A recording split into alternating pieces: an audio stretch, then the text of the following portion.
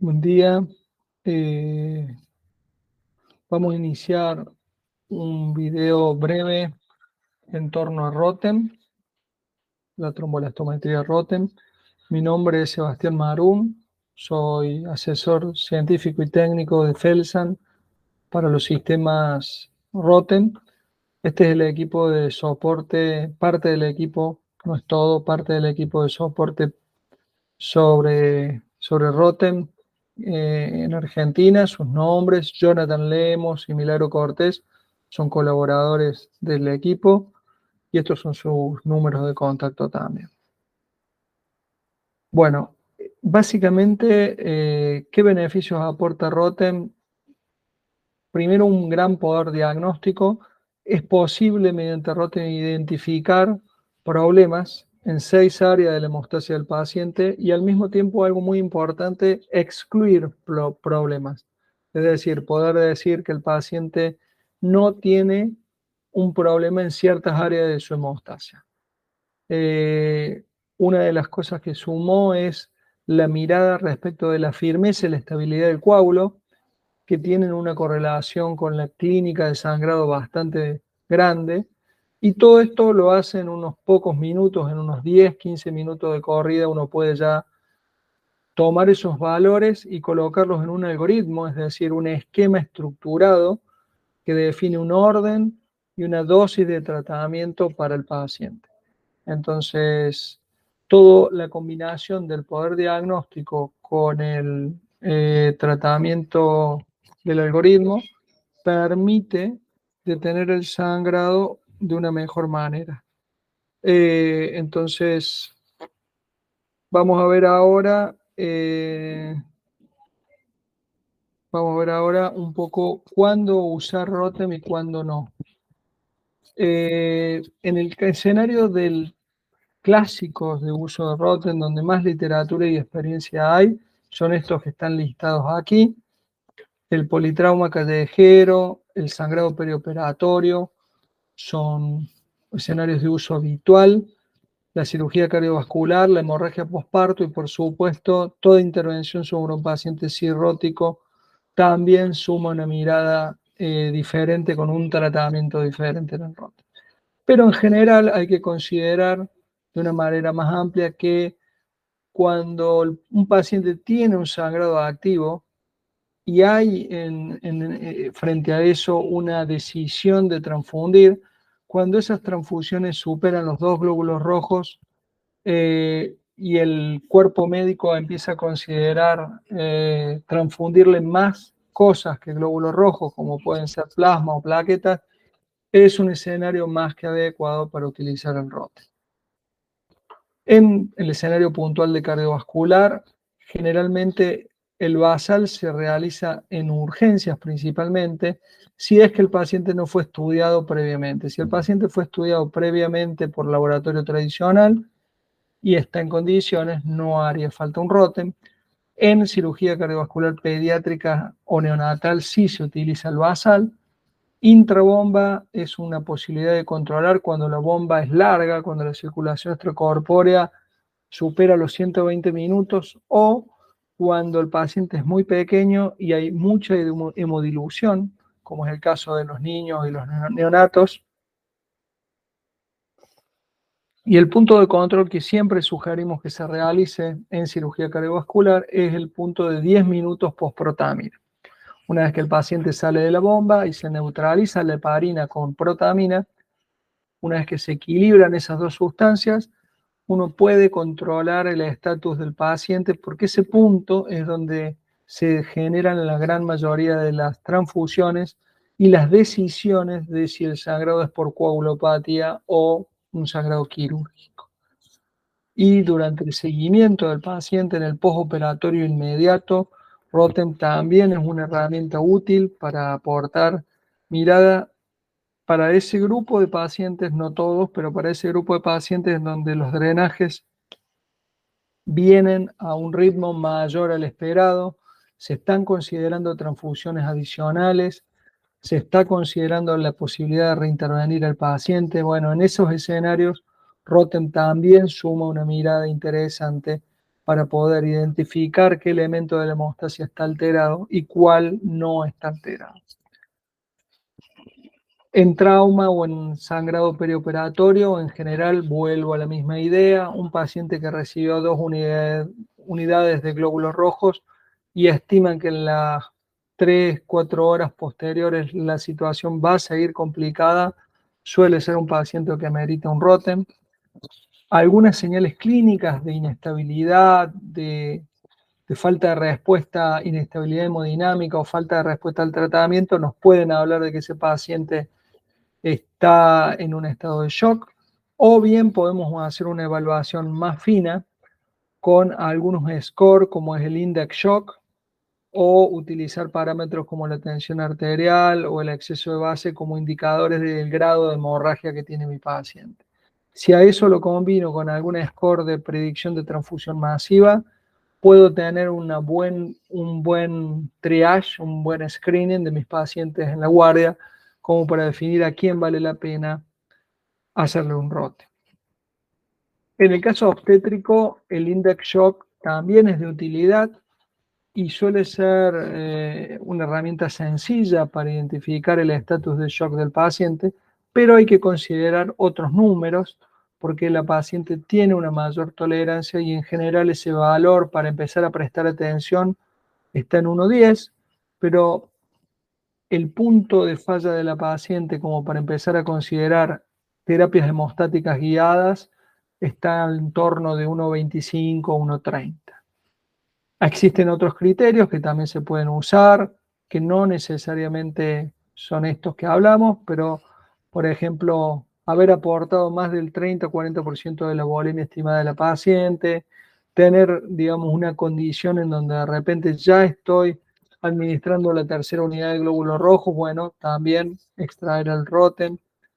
Y hay una condición particular que muchas veces depende de cada institución y cómo se implementa, que es la de los pacientes de terapia intensiva que tienen el laboratorio alterado y que por las recomendaciones de expertos de la literatura, si van a ser sometidos a un procedimiento invasivo, deberían recibir transfusiones profilácticas, es decir, transfusiones que se realizan antes de que el paciente sangre.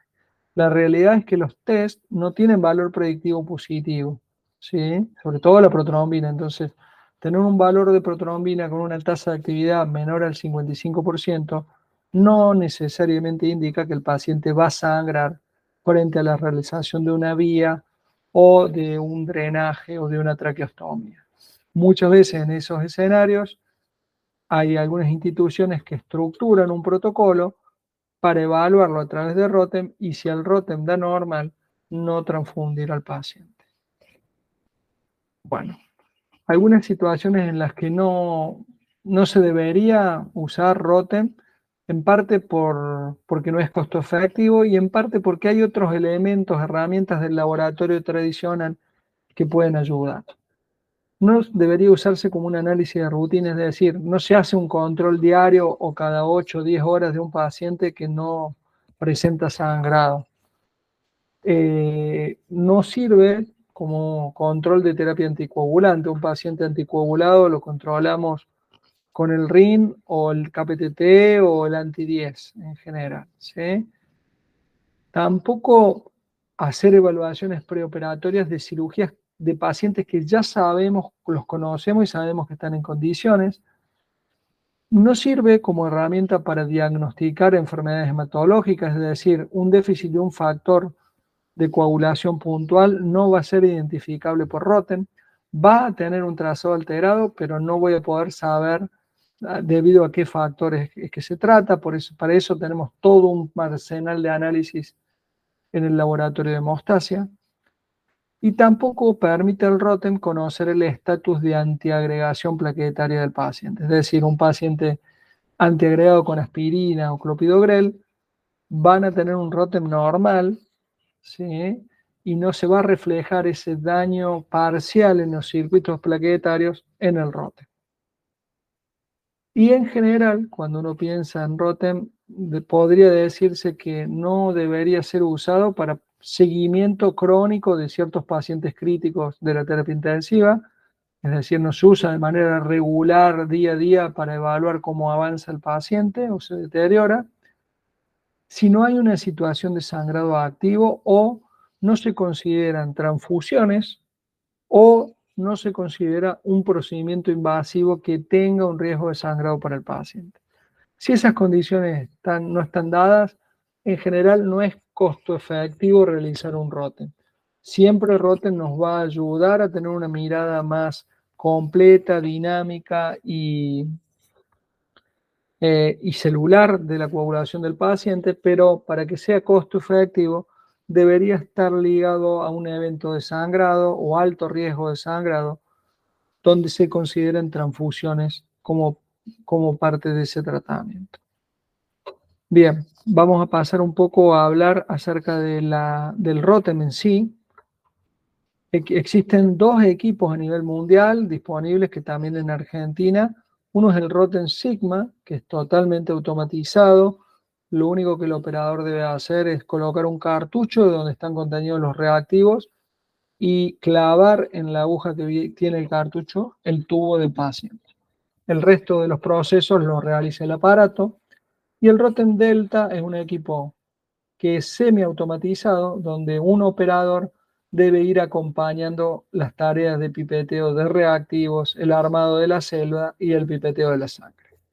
Ambos tienen resultados equivalentes, usan el mismo principio de medición, que consiste en una cubeta, digamos, tienen 4 cubetas descartables donde se coloca sangre citratada entera, la sangre del tubo tapa celeste, entera, sin centrifugar. Se le agregan reactivos que activan la coagulación, diferentes reactivos para diferentes diagnósticos, y el coágulo que se va a conformar en torno a este palito, este eje que está sumergido en la sangre, va a ir deteniendo el movimiento de ese eje, y esa resistencia que ofrece el coágulo al movimiento es la que vamos a graficar y a medir. Entonces, un típico ejemplo de gráfico es este, en donde tenemos en el X tiempo. Ustedes pueden ver que podemos dejar correr el coágulo hasta 1 hora. Y en el eje de la Y, firmeza.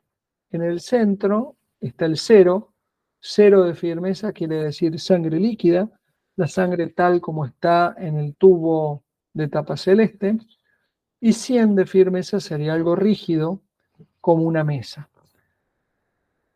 La sangre, cuando es activada con los reactivos, tiene un tiempo en el cual sigue estando líquida y después del cual aparece un primer coágulo que está marcado por este punto de transición de la línea verde a la línea rosa.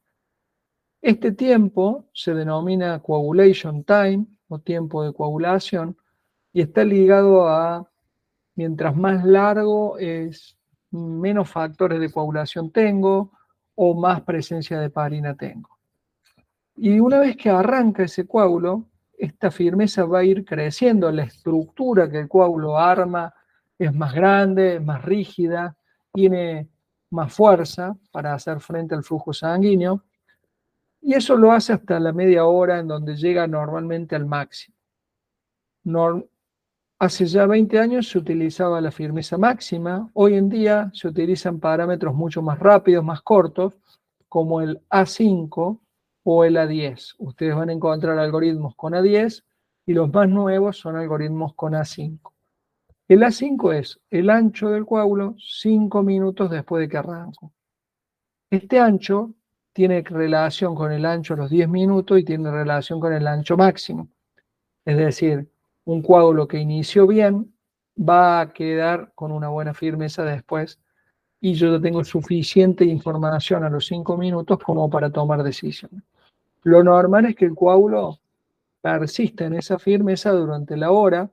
Puede haber una pequeña retracción del coágulo al final, que es fisiológica, pero en ocasiones, cuando la plasmina está circulando en la sangre de manera libre, no es normal que la plasmina circule libre y en cantidades suficientes, pero si esto se da, lo que nosotros observamos en el ROTEM es esta condición en donde el coágulo llegó a un máximo, pero después de haber llegado a un máximo se va reduciendo en su firmeza, Es decir, la sangre va volviendo a un estado líquido que no ofrece resistencia al movimiento del eje de la reacción. Eso lo medimos con un parámetro que se llama ml, que me dice cuánto en porcentaje se achicó la firmeza después de que llegó al máximo. Mientras más alto el ml, más reducido está el coágulo con respecto a su máxima firmeza. Esto nos permite ver el coágulo en 3 dimensiones. Con el CT, o tiempo de coagulación, esta línea verde, yo veo la velocidad de arranque del proceso de coagulación. Con los parámetros A5 o A10, yo veo la firmeza de ese coágulo. Y por último, con el ml veo la estabilidad de ese coágulo en el tiempo. Estas 3 partes del coágulo se aplica a todos los canales, a todas las mediciones que hagamos, pero una de las ideas que estos grupos alemanes tuvieron fue realizar diferentes análisis con diferentes reactivos sobre la misma muestra al mismo tiempo. Eso permite hacer diagnósticos diferenciales. Y entonces, ¿qué reactivos utilizaron? Hay 3 reactivos que nosotros usamos siempre y que son los reactivos de screening.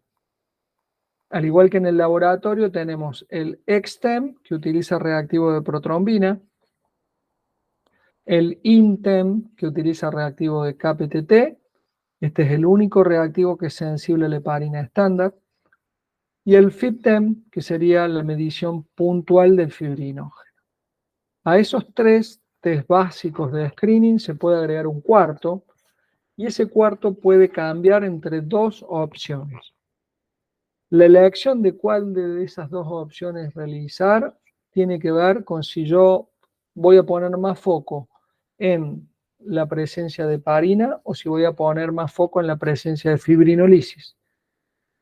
En los pacientes en donde la heparina puede ser una variable, como son los pacientes de cirugía cardiovascular, los pacientes de diálisis, los pacientes de terapia intensiva en general, porque como se utiliza heparina, puede llegar a aparecer heparina en situaciones en las que no debería estar.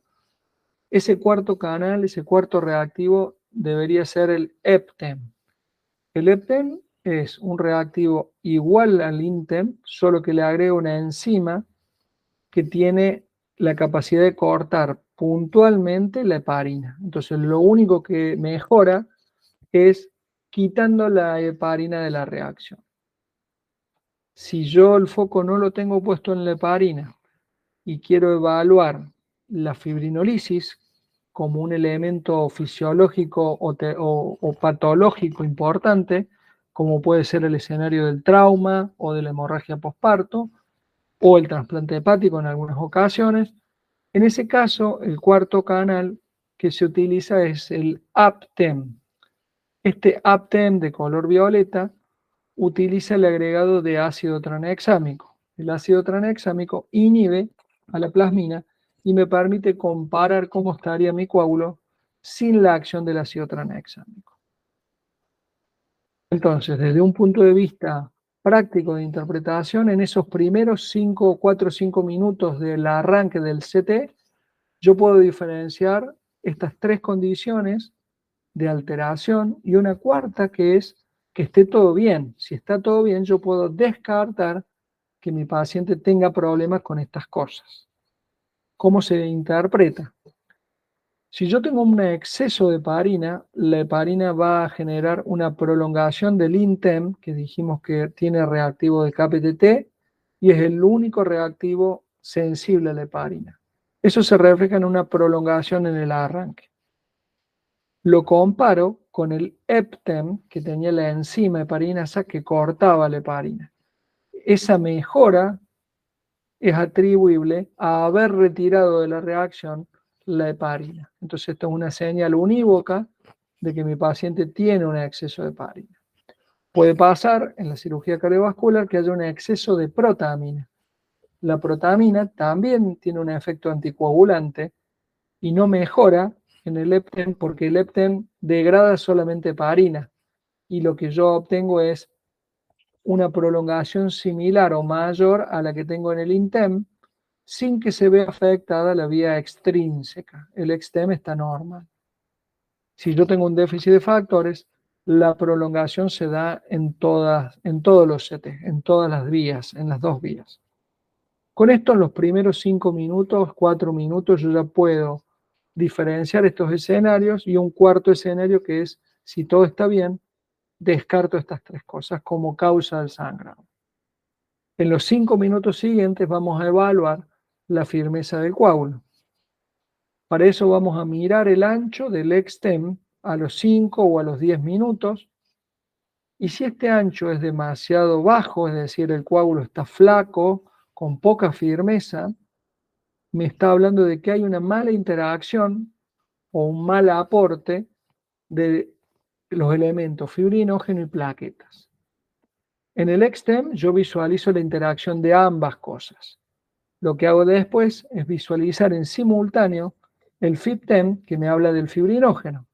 Si yo tengo un fibrinógeno con buen ancho, quiere decir que tengo buena cantidad de fibrinógeno, el problema lo tienen las plaquetas, en cantidad o en calidad, y si tengo un fibrinógeno muy flaco, mi problema lo tiene el fibrinógeno. Para la última parte, la parte de fibrinolisis, contamos con esta comparación de reactivos entre el XTEM y el APTEM que tiene ácido tranexámico. Ustedes pueden ver que en un paciente normal, sin que haya plasmina en cantidad dando vuelta por la sangre, los ensayos son similares, las mediciones son iguales, pero en un paciente donde hay mucha cantidad de plasmina dando vuelta, yo puedo notar esa fibrinolisis en el XTEM que se corrige o se neutraliza cuando agrego tranexámico sobre la muestra. Entonces, por comparación, yo lo que hago es confirmar que lo que tengo es un efecto dependiente de la plasmina sistémica circulando en la sangre. Esta forma de diagnosticar fue determinando una forma distinta de tratar y eso se armó y se estructuró en la forma de un algoritmo, un esquema estructurado de tratamiento. Dijimos que el diagnóstico me permitía ver 3 dimensiones del coágulo. Al poder tener presente estas 3 dimensiones del coágulo, la lógica del tratamiento cambia y entonces se pone foco inicial en detener la fibrinolisis, luego en mejorar la firmeza del coágulo con fibrinógeno o con plaquetas, y luego de que estas dimensiones del coágulo están controladas y en condiciones, recién ahí se considera si tengo o no tengo una demora en la velocidad de arranque. Lo que hacemos normalmente hoy en día es que si la protrombina está prolongada, asumimos que tiene un problema de factores de inicio y le administramos plasma al paciente, sin tener en cuenta la condición de firmeza del coágulo y la condición de estabilidad del coágulo del paciente. Este esquema de fisiopatología se estructuró en una pirámide desde los comienzos de este modelo, en donde en la base está lo que mata primero, digamos, hay 2 elementos que tienen que ver con lo quirúrgico y las precondiciones para tener una coagulación que no son visualizadas por el ROTEM, pero que son de vital importancia para sostener la vida del paciente. Luego, drogas activas sobre la hemostasia. Y luego el orden del tratamiento y en las causas de sangrado del paciente va con esta idea del coágulo de atrás para adelante. Un enfoque diferente que tuvieron estos anestesiólogos alemanes, austríacos y suizos fue no guiarse por los valores de referencia de la población sana, porque esto puede servir de orientación, pero en general no es una herramienta útil. Lo mismo aplica para el laboratorio tradicional de coagulación. No es una herramienta útil para indicar qué paciente va a sangrar y qué paciente no va a sangrar, o determinar qué cantidad de transfusiones necesitaría un paciente y cuáles no necesitarían transfusión. Lo que hicieron estos grupos fue hacer estudios observacionales, identificando qué pacientes sangraban y qué pacientes no, midiendo con ROTEM las distintas variables, y luego por curva ROC ir encontrando el valor de corte óptimo, el valor crítico óptimo, que me permitiera tener algo que está acá abajo, que es el máximo valor predictivo negativo, es decir, qué valor me podía permitir predecir o excluir una variable cuando estaba por arriba de ese valor. Si eso estaba aceptable, yo no tenía un problema de sangrado ligado a esa variable. ¿Por qué? Porque en general los valores predictivos de los test de laboratorio de coagulación y del ROTEM no son muy altos, y uno lo que utiliza mucho también es el valor predictivo negativo. Eso se estructuró en un algoritmo vertical, donde lo primero que se define es el escenario clínico, en este caso es trauma o sangrado severo, luego una condición de sangrado activo y posible necesidad de transfusión, y después se estructura en vertical fibrinolisis, firmeza y factores con ciertas condiciones de parámetros. Cuando esas condiciones se cumplen y el paciente sangra, se sugiere un tratamiento, y si esas condiciones no se dan, ese escalón o esa parte de la hemostasia del paciente se considera que está aceptable y se pasa a la siguiente hacia abajo. Diferentes escenarios clínicos tienen diferentes exigencias de firmeza del coágulo del paciente, diferentes valores críticos para indicar si vale la pena transfundir o no a ese paciente porque presenta una condición hemostática que no es la adecuada para ese escenario clínico puntual. El sustento, el soporte y la literatura sobre este modelo de tratamiento están mucho mejor explicadas y sostenidas en este trabajo. Acá dejo el QR, es un trabajo de Free Access que compila muchísima información sobre este modelo de tratamiento. Con esto terminamos este video. Dejo aquí mis datos de contacto y los despido.